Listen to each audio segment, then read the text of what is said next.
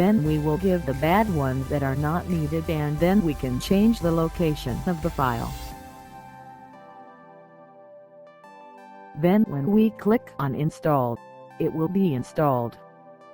I will not install it, so I will not do it again. If there is any problem, please comment and let me know, and I will try to solve it. Thank you everyone. If you like the video, like, comment and share, and stay tuned. And if you want more such videos, please subscribe to the channel and stay tuned.